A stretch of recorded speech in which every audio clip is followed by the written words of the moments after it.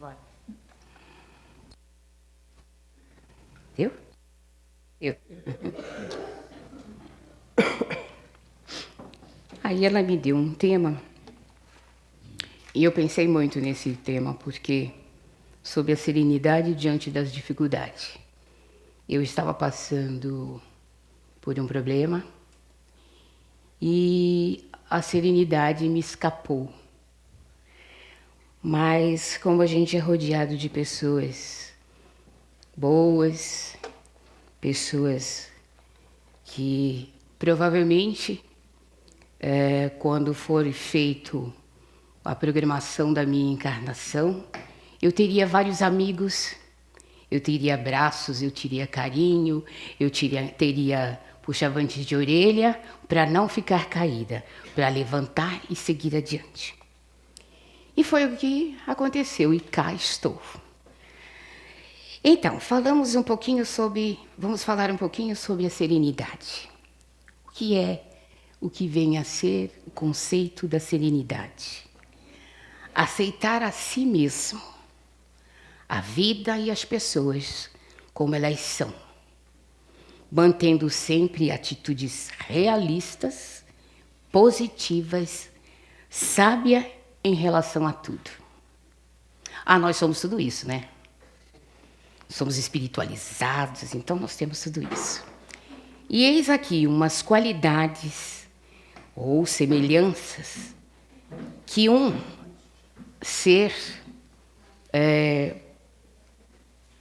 quando ao encontro da serenidade, ele tenha que ter. Seria um ser calmo, nós teríamos que ser calmos, teríamos que ser serenos, benevolentes, discretos, equilibrados, tranquilos, resignados, amáveis e assim por diante. E o oposto dessa procura da serenidade seria um ser exaltado, um ser desassossegado, azedo, irritado, tirano e por assim diante. Então dá para perceber que é um grande desafio para nós, seres humanos, sem dúvida nenhuma, entrarmos num equilíbrio em tudo que a gente participa, em todas essas sensações, em todos esses sentimentos que nós sentimos. E é complicado ajustar essas emoções, essas contrariedades dentro do nosso eu racional, dentro do nosso eu ativo, dentro do nosso eu emocional. Com a vida corrida que a gente leva, né? Nós não nos permitimos sentir essas sensações agradáveis. Normalmente, nós nos apercebemos das sensações opostas, da irritação, e logo nós temos o impulso de dizer, ou com gestos, né, dizer a qual tipo de sensação nós estamos tendo. Ao passo que, se nós procurarmos a serenidade, mesmo com a irritação, deveríamos ficar passivos e tentar resolver o que é que nos irrita, né? Diagnosticar o que é que nos irrita. E aí resolveríamos os problemas. E aí eu peguei um livro do Chico, chamado Vinha de Luz, pelo Espírito Emmanuel. Se vocês tiverem esse livro, a página é 185, e ele nos diz assim: saibamos confiar. Não andeis, pois, inquieto. Mateus, falando de Jesus, no Mateus 6 e o versículo 31. E aí ele discorre o texto. Jesus não recomenda a indiferença da responsabilidade. Então, diante de todos esses desafios, diante de todos esses tormentos, diante de todas essas atrocidades que nós passamos na nossa vida, Ele não fala, ele não ensinou os apóstolos a sair correndo, se esconder no mato e deixar, como muitos de nós, né, que nós fazemos o estudo aqui depois, né, da palestra, e nós temos um grupo, né, de comportamento, que se a gente pudesse dormir com um problema e no outro dia ele já está resolvido sozinho, meu, que maravilha, né? Mas Jesus recomenda que nós temos que trabalhar, nós temos que enfrentar esses desafios, nós temos que crescer, nós temos que evoluir. E como que nós evoluímos? Estudando o problema, resolvendo o problema, né? Então ele diz aqui, Jesus não recomenda a indiferença ou a irresponsabilidade. O mestre que preconizou a oração, a vigilância, não aconselharia a despreocupação do discípulo antes do acervo do serviço a fazer. Então, Jesus aconselha apenas combater o nosso pessimismo crônico. E como que ele faz? Como que ele ensinou? Já naquela época, né? Nós éramos cercados de bárbaros e nós éramos bárbaros quando Jesus estava na terra. Andava junto com os discípulos. Por outro lado, a pobreza, a miséria, a escravidão. Por outro lado, a nobreza que escravizava, que torturava, né? E os cristãos. Mas há pouco tempo, não faz muito tempo, se tivesse uma reunião espírita, se a polícia soubesse que tinha uma reunião espírita, ela vinha e fechava a casa. E ainda nós tomávamos pancada. Não faz muito tempo. Então, quanto nós evoluímos, né? Para hoje a gente estar aqui reunido, escutando um pouquinho a conversa da dona Sandra, né? Levar um pouquinho do conhecimento, né? Pegar um bom livro, ler um bom livro, se instruir, né? Isso é tomar conta, é tomar consciência do nosso ser.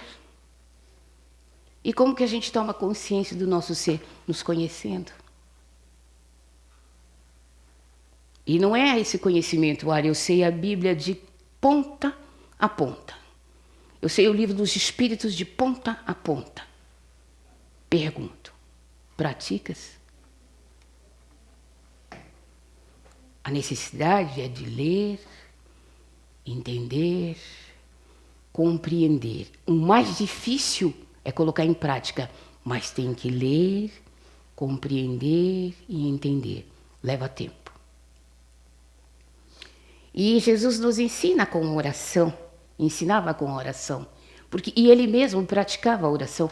Quantas vezes, nos momentos de agonia, ele não se isolava e ia pedir ajuda ao Pai, junto com os discípulos, ora com os discípulos, ora sozinho.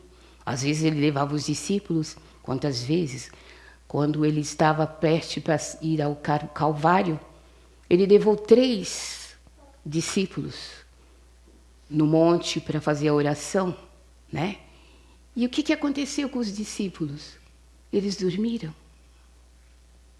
E mesmo assim, ele aconselhou os discípulos: vigie e ore.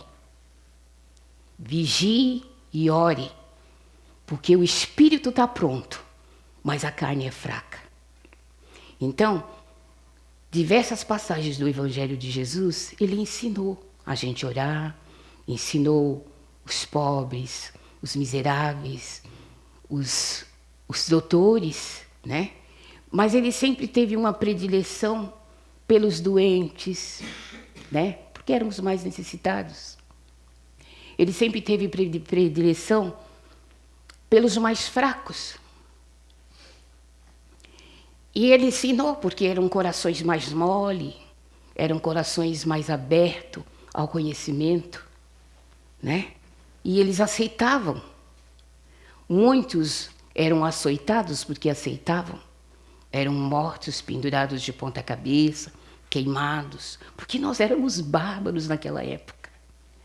Ou você faz o que eu mando, ou você vai para a fogueira. Nós éramos assim. Hoje em dia, a gente não é tanto. A gente fecha o pessoal no trânsito, né? A gente puxa o tapete do colega, né? Faz uma fofoca. Nós só mudamos bastante. Nós mudamos bastante. Mas mesmo assim, a gente ainda tem que mudar e muito. Mas a gente, no item 3 aqui, ele fala assim: pede apenas para combater o pessimismo crônico. Claro que nos achamos em pleno trabalho da lavoura do Senhor, dentro da ordem natural que nos rege a própria ascensão. Sim, nós devemos orar e nos entregar a Jesus, mas nós temos que fazer a nossa parte. Qual é a nossa parte para fazermos, para sermos um pouco mais serenos? Devemos negar o que nós sentimos? Neutralizar os nossos sentimentos? Não. Nós devemos interpretá-los. Por que eu sinto raiva? Por que eu não consigo olhar de frente o meu filho? Por que eu não consigo olhar de frente o meu vizinho? Ai, por que meu patrão é tão chato? Não é o patrão que é chato. É você que não entende ele. De repente, ele tem 1000 coisas na cabeça. Você só tem aquele trabalho a fazer. Ele tem que pensar que ele tem que pagar 40 funcionários. E dentro da empresa, hoje em dia, as coisas estão difíceis. Mas ele precisa pagar o funcionário. Então ele não vai vir sorrindo. Tem pessoas que são mais carrancudas. Ele não vai vir sorrindo.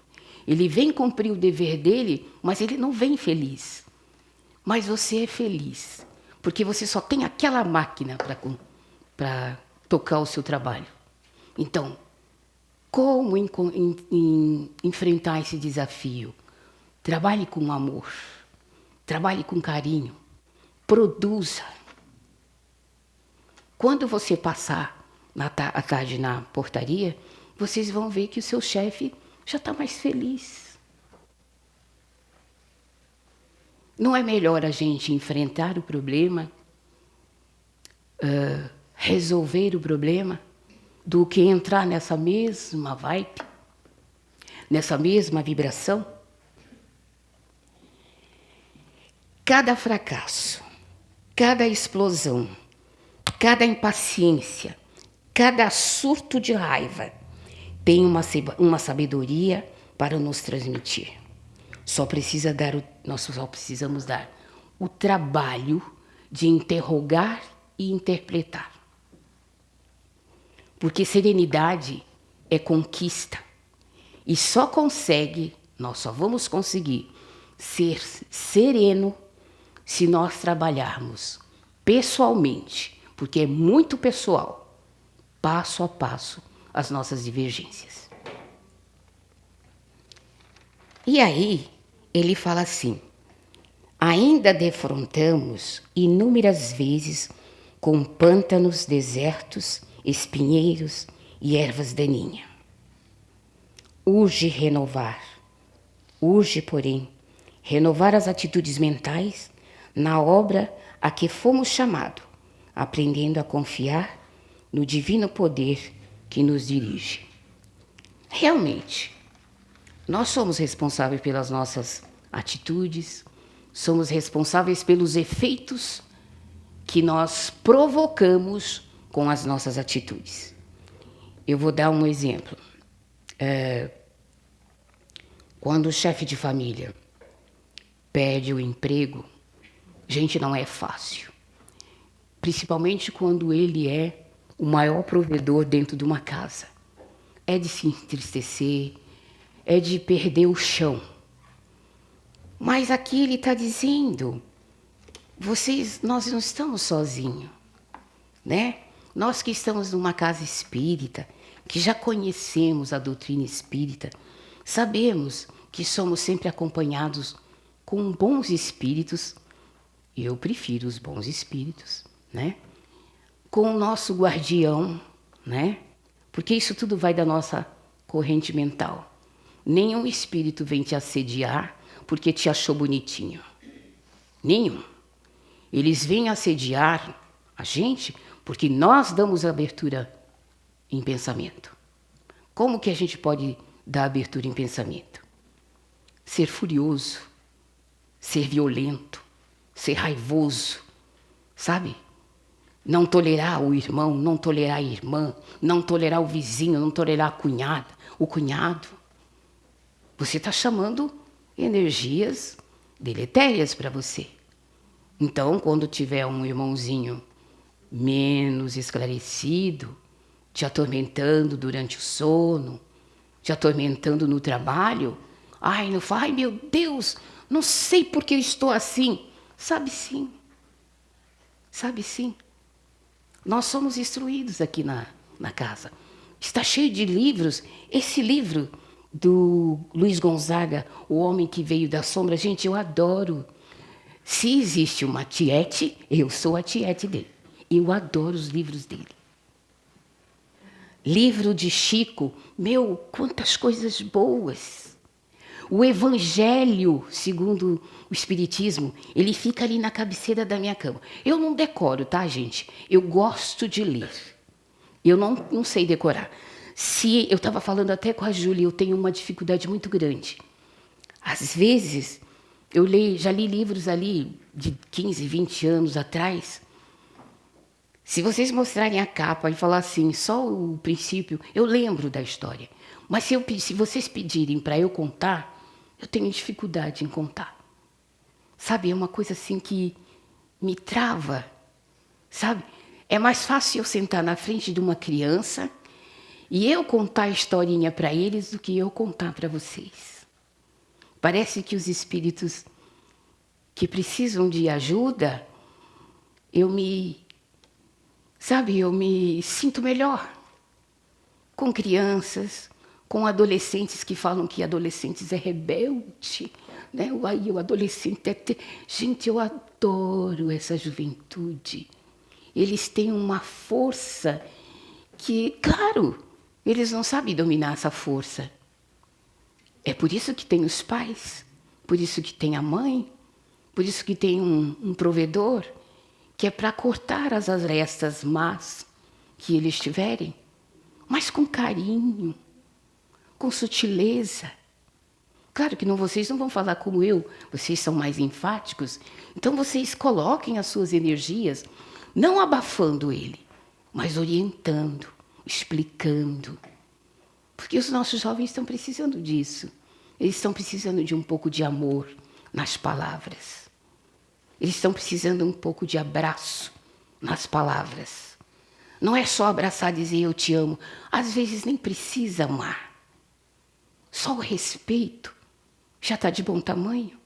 Ele já está conquistando uma parte da serenidade. Então, esse pai de família, né, que perde o emprego, que perde o seu pão de cada dia, vai entrar em desequilíbrio. Mas a espiritualidade maior sempre nos diz, saibamos confiar. Então, sabendo que nosso modo de pensar atrai experiência, então pensar é um ato contínuo de escolha. Eu posso pensar, ficar com raiva, continuar com raiva, chutar o cachorro, ou pensar, por que eu estou assim? Meu cachorro não tem culpa. Sou eu que estou irritado. Então, existem meios para a gente terminar com essa irritação. Encher o pulmão de ar, soltar lentamente, a aguinha da paz, né? Olhar um pouco a natureza, sabe? Sair um pouco dessa vida corriqueira que nós mulheres temos durante o dia, nossos maridos, nosso marido, nossos maridos, a Dona Flor. Né? Tudo é possível, né? Tudo é possível. Mas, assim, o nosso marido, né? Os nossos filhos, né? Sabe aquela correria do dia a dia, né? Vai para a escola, vai para o trabalho, sai do trabalho, vai para a faculdade, sai do trabalho, vem correndo para o centro espírita. Existem meios para a gente se harmonizar um pouquinho e deixar dessa violência que a gente tem, que é necessário sentir, porque estamos num mundo de prova e expiação e com ela nós aprendemos a dominá-lo, a crescer. Por exemplo, quando a gente vem no trânsito, né? Se a gente vê tantas coisas fofas, você está vindo pelo caminho e de repente o pneu estoura, fura. Aí você quase não vê isso, né? Você vê a pessoa encostar o carro, desce do carro, bate a porta, chuta o carro. Aí você fica assim, meu Deus, Jesus, dá paciência para aquela criatura. Você tem escolha. Ou você desce do carro, respira fundo. Vou trocar o pneu, não sei trocar o pneu. Faz sinal para o próximo carro. Ele vai parar, vai te ajudar. Normalmente é assim, quando é mulher, a gente dá sinal, desce para 3, 4. Ai, que bênção! Só um não sabe trocar o pneu, mas tudo bem. Tá lá ele lá olhando o outro trocar o pneu, ele conta da vida dele, ele conta o que ele faz, o que deixa de fazer, e você ali quietinha, né? Rezando para que dê tudo certinho, troca o pneu e a gente pode ir embora. Você pode escolher aceitar a ajuda com carinho, com oração, agradecer, ou ficar chutando, sentindo raiva, chegar em casa com o pé doendo de tanto chutar o carro, chutar o pneu, né? Duro porque ficou com raiva, né? Reteu todas as energias, no dia seguinte está todo dolorido e não sabe por quê. Então a gente pode escolher.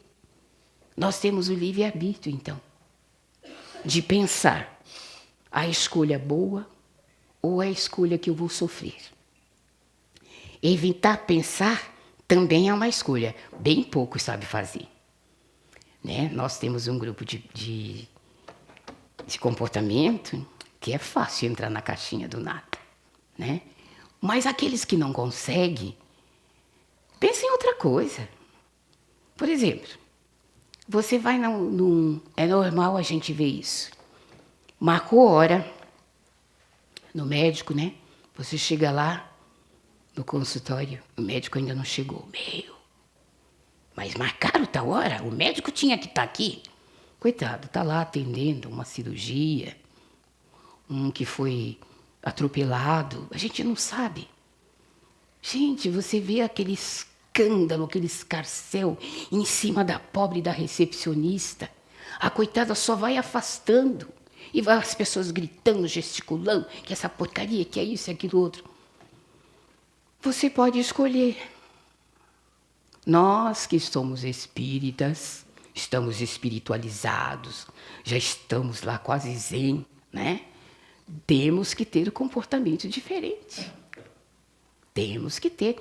Temos obrigação de procurar um comportamento diferente. As minhas filhas falam que eu carrego um corpo dentro da minha bolsa, porque minha bolsa é pesada. Mas você sabe por que ela é pesada? Eu faço tratamento no SUS. SUS é demorado, né? Você chega lá, 9 horas, mas você fala assim, bom, até 11 horas eu estou saindo. Aí eu levo água, eu levo um lanchinho, eu levo o meu livro. Eu agora tenho um celular que a minha filha baixou umas como fala? Umas séries, né? Aí eu aprendi a colocar lá com o dedinho, eu ponho as séries e ali, ó, eu fico, sabe? Gente, dá para ver um episódio, 2 episódios, 3 episódios. Aí, depois eu sou atendida. Mas eu não me enervei, porque, meu Deus, eu vi as minhas séries. Eu comi o meu lanche. Eu li o meu livro. Gente, é isso. Quem não gosta de ler, vai na padaria do lado, vai comer um pudim, uma nega maluca. Aí você chega, o médico não chegou, mas não faz mal. Você fica giboiando lá, sua nega maluca, seu sorvete. Sabe? Tem meios para a gente ser feliz. A nossa felicidade não depende de ninguém, só depende da gente. A gente pode ser feliz com coisas pequenas. E é tão prazeroso. Se não tem nada, tem um colega que gosta de falar de doença, você está lá com o celular, ele fala o nome da doença. Peraí, vamos lá ver o que quer dizer. Sabe, explica para ele o que é aquilo, tal. Daqui a pouco ele sai do negócio da doença, faz receita, dá receita para você, sabe? Fala da vida dele, sabe? Você também ajuda ele sair desse emaranhado. Que aqui Emmanuel fala: todos os lugares há derrotismo e pessimismo. Todos os lugares sente-se nas trevas, ainda mesmo como quando o sol fulgura no zenite, quer dizer, brilha no ponto mais alto. Muitas pessoas só enxergam baicejas das criaturas mais dignas. Marcham atormentado por desconfianças atrozes e suspeitam de todos e acabam inabilitados para a colaboração produtiva de qualquer serviço nobre. Então, quando a gente entra nesse azedume, que espírito bom que vai ficar perto de você? Nenhum, né? Nem para te ajudar. Porque você está envolvido numa nuvem tão negra e quer envolver os outros também, com o seu azedume, com sua raiva. Não é assim que a gente faz? Ser sereno dá trabalho. Todo mundo que, eu quero ser serena, plena, mas sem fazer esforço nenhum, não vai dar. Não vai dar. Aflitos e angustiados desorientam-se a propósitos de mínimos obstáculos. Inquietam-se com o respeito à frivolidade de toda sorte, e se pudessem pintariam o firmamento a cor negra para que a mente do próximo partilhasse do seu interior. Olha como nós somos maldosos. E a gente faz isso mesmo. A gente envolve nossos colegas com fofoca. Aí fica aquele diz que me diz, não, mas fulano falou não, mas eu não falei. Né? Ser sereno é cortar essas arestas maldosas, opostas ao amor, à compaixão, à resignação. É trabalhar esses sentimentos maldosos que ainda nós temos do passado. Porque nós éramos embrutecidos, mas ainda trazemos um pouquinho disso. E não é por maldade que Papai do Céu diz que nós vamos à perfeição. E com essa perfeição, nós vamos encontrar os pedregulhos, as terras pretas dos nossos pés, do nosso rosto, que são as tribulações da vida. São esses sentimentos atrozes que nós sentimos. Mas na terra, Jesus é o Senhor, que se fez servo de todo o amor e tem esperado nossa contribuição na oficina dos séculos. Ele espera isso de nós, porque ele, quando veio aqui, ele exemplificou todos os seus ensinamentos, todos. Ele não acusou a mulher adúltera.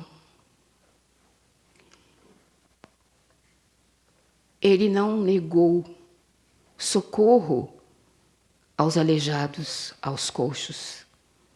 Ao contrário, eles iam até Jesus com aquela esperança, com aquela fé, e ele incentivava. Não fui eu que te curei, foi a tua fé. Então tenhamos fé. Não vamos jogar pedra na Geni. Não sabemos o dia de amanhã. Ela ainda não cresceu. Ela ainda não aprendeu.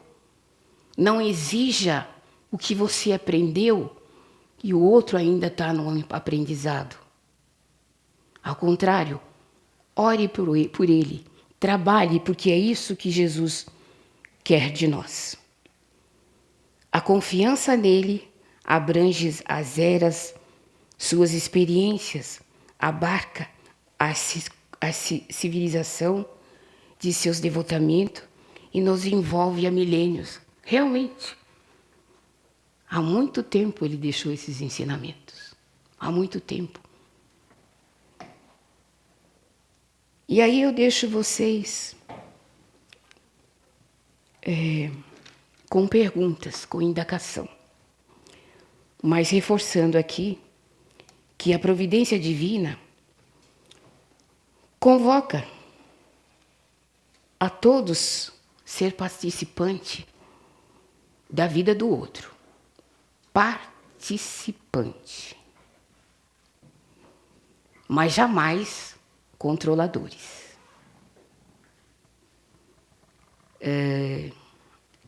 Pessoas ciumentas são controladoras, não são?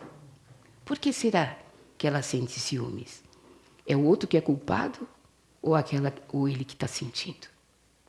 Quem precisa se cuidar? É o enciumado ou o ciumento? Né? A gente tem que resolver esse problema, né? Então vamos pensar. Em razão disso, como adotar as aflições, os desesperos, se apenas estamos começando a ser útil? Como que eu posso jogar pedra nos outros? Como que eu posso acusar que o outro não faz as coisas do meu jeito?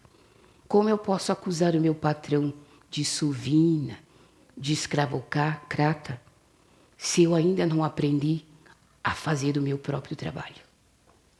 Jesus nos diz que nós somos espíritos aprendizes. Então, quando nós começarmos a ser serenos, nós estamos começando a entender o Evangelho de Jesus. Quando nós começarmos a praticar e começarmos a ser serenos, nós ainda estaremos nos programando para novas provas. Não pensa que acaba aqui, não. Ainda tem muito mais, porque Ele nos quer evoluídos. Nós viemos fadados a ser evoluídos. Então, estudem, orem, tratem, trabalhem as suas mazelas. Não fale que o outro é assim, o outro é assado. É você que tem que ser tratado. O outro está caminhando passo a passo de acordo com a evolução dele. E se você sabe um pouquinho mais, ora por ele.